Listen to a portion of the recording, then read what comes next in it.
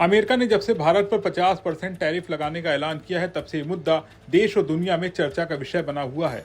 Trump ने इस फैसले की सबसे बड़ी वजह रूस से की जा रही भारी भरकम कच्चे तेल की खरीद को बताया है। अमेरिका का कहना है कि वो इससे रूस को फंडिंग मिल रही है, जिसे वो यूक्रेन के खिलाफ युद्ध में इस्तेमाल कर रहा है। अमेरिका के इस फैसले से भारत का अमेरिका को किया जाने वाला $87 अरब का एक्सपोर्ट बुरी तरह प्रभावित होने का डर है।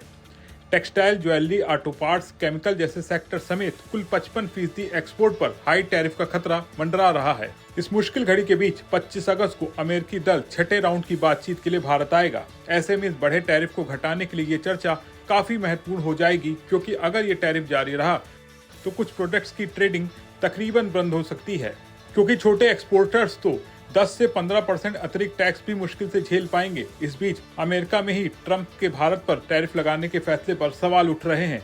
एक सर्वे के मुताबिक 53% अमेरिकियों ने इस टैरिफ को गलत बताया है, जबकि 43% ने इसका समर्थन किया है।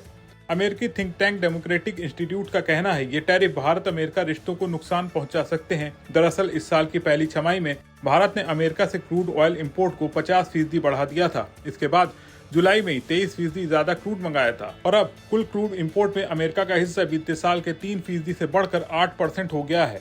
यानी ट्रेड के मोर्चे पर भारत और अमेरिका के रिश्तों में आ रहे सुधार के बीच ये टैरिफ वॉर अमेरिका के लिए भी नुकसान का सबब बन सकता है। यही वजह है एक्सपोर्टर्स के साथ आम लोग भी भारत और लगाए गए भारी टैरिफ के विरोध में है।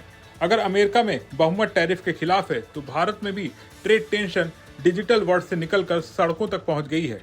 ट्रंप के बढ़ते टैरिफ के विरोध में देश में अमेरिकी कंपनियों के खिलाफ बॉयकॉट का जबरदस्त हवा चल रही है। कई संगठन Amazon, Walmart, Coca Cola, Apple का बॉयकॉट करने का दावा कर रहे हैं।